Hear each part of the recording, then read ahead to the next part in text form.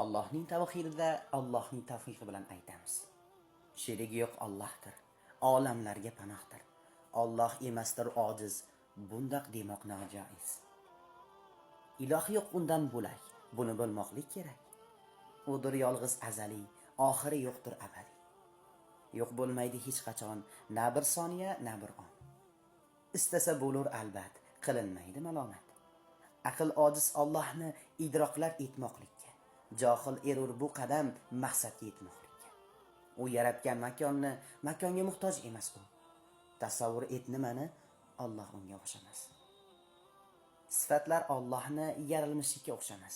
U azaliy hayotdir, abadiydir, o'lmas. Albat Alloh hayotdir, tutmas uni hech ham mudroq. U shunday sifatdir, o'zgarmaydi u mutlaq. Hech kimga majbur emas, hech kimga hisob bermas. Rizq berishga u qodir, yagona u Allohdir. Bo'lmaganni bildirur. Istasa gar u o'ldirur. Hayot berguvchi ham u, berib olguvchi ham u. Mahluqot yarilmasdan yaratguvchi edi u. Yaratgandan keyin ham yaratguvchi qoldi u. Allohning sifatlari o'zgarmaydi hech qachon. Hech zamonda kamaymas, ko'paymaydi hech qachon. Sherigi yo'q u Allohdir, olamlarga panohdir. Alloh emasdir ojiz, bunday demoqlik nojoiz.